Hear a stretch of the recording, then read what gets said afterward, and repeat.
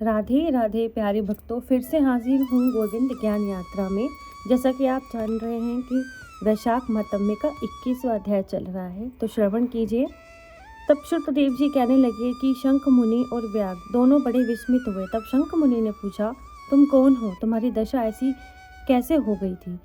हे सौम्य, किस कर्म से तेरी ये शुभ बुद्धि हुई है? अकस्मात तेरी मुक्ति कैसे हो गई है? हमें सब बताओ। शंख मुनि के इस प्रकार पूछने पर वह दंडवत पृथ्वी पर गिरकर सिर झुकाकर हाथ जोड़कर कहने लगा, मैं प्रयागराज का निवासी कुसीद मुनि का पुत्र, ब्राह्मण रूप, यौवन, विद्या में बढ़ा चढ़ा, बहुत बोलने वाला, धनवान, सदा मत से गर्वित रहता था। मेरा नाम रोचन था। आसन, शयन, निद्रा, लोकाचार्य, ब्याज लेना, यही मेरा सब व्यापार था। मेरी किसी पर भी श्रद्धा नहीं थी। इस तरह से मेरा बहुत समय नष्ट हो गया। वैशाख के महीने में जयंत नाम के ब्राह्मण भगवान के प्यारे वैशाख मास के धर्म की कथा सुनाया करते थे, जहाँ चारों वर्ण के हजारों स्त्री पुरुष प्रातःकाल स्नान में मधुसूदन भगवान का पूजन कर कथा सुनाते थे। मैं उस सभा में पगड़ी पहन पान चबाकर वहाँ कौतुक देखने को जाता था। वहाँ जाकर कभी हंसी कभी निंदा करता। ऐसी लोग बातों से सब श्रोताओं का मन चलायमान हो जाता। उसी दोष के कारण मेरी बुद्धि नष्ट हो गई, आयु क्षीण हो गई। 14 मनवंतर तक भयंकर नरक में रहा और 84 लाख योनि भोग कर अब मैं इस विशाल वृक्ष की कोटर में महाक्रूर सर्प की योनि पर निवास कर रहा था।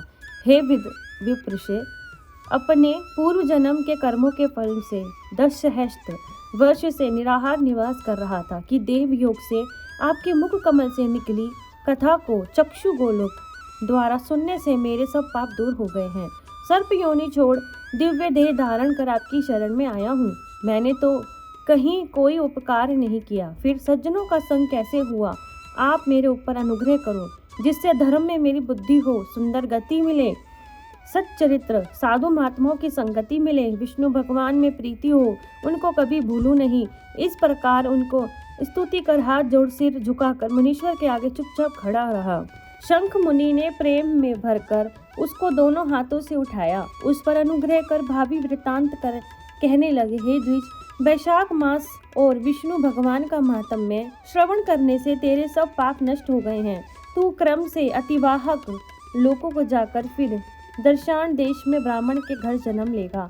वेद शर्मा नाम से प्रसिद्ध होकर सब विद्याओं में विशारद होगा। प्रत्येक जन्म में तेरी अत्यंत जाति स्मृति होगी। निर्द्वंद निष्प्रह गुरु भक्त तो जितेंद्रिय होकर उस जन्म में तू सदा विष्णु भगवान की कथा में तत्पर रहेगा और वैशोक्त विषय में अपधर्म करेगा। अब तू सिद्धि प्राप्त कर संपूर्ण बंधनों से छूट परम धाम को प्राप्त होगा। ऐसा कह मुनीश्वर चुप हो गए। तब व्याग को देखकर वह पुरुष मुनीश्वर से कहने लगा, आपने मेरे ऊपर बड़ा अनुग्रह किया, जिससे मेरी दुष्ट योनि जाती रही, उत्तम गति मिली। ऐसा कहकर वह परिक्रमा दे आज्ञा ले स्वर्ग लोक को चला गया।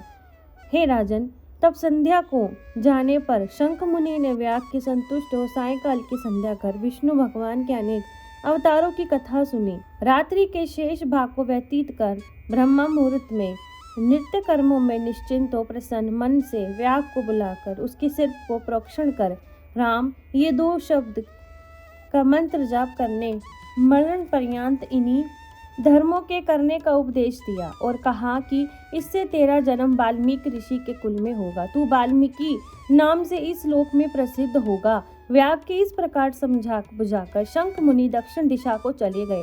व्याग भी थोड़ी दूर तक जाने तक नेत्रों से ओझल न हुए उनके पीछे गया और शंख मुनि को देखता रहा। फिर हृदय में उन्हीं का ध्यान करता हुआ बेशोक्त धर्मों को करता हुआ व्याग का जन्म पूर्ण कर वाल्मीकि ऋषि के घर में जन्म लिया। एक सरोवर के किनारे कृणु नाम के मुनि दुस्तर तप करते थे, जिनके शरीर पर बहुत काल में सर्प की भांभी बन गई थी। इसी हेतु से उन्हें वाल्मीकि ऋषि कहने लगे। फिर तप के अंत में जब कृणु ऋषि के कानों में स्त्रियों के प्रिय शब्द सुनाई दिए तो उनका चित्त चलायमान होने लगा। एक भील जाति की स्त्री को वाल्मीकि नाम का पुत्र उत्पन्न किया। हे राजन, यह वाल्मीकि संसार में बड़े यशस्वी विख्यात हुए। उन्होंने सर्व कर्म बंधनों को काटने वाली मनोहर छंद में राम कथा रचकर प्रसिद्धि प्राप्त की। श्रुतदेव जी बोले, इस प्रकार वैशाख मास में व्याग के सिर्फ जूता दान करने से दुर्लभ ऋषित्व प्राप्त हुआ। जो कोई इस रोमांचक पादक को इस पाप नाशक आख्यान को सुनेगा और तथा औरों को सुनाएगा, उसे मोक्ष प्राप्त होगा, उसका जन्म संसार में फिर से जन्म नहीं होगा। तो प्यारे भक्तों, ये था 21वां अध्याय। तो मिलती हूँ मैं अगली वीडियो में अगले अध्याय के साथ। तब तक के लिए राधे राधे।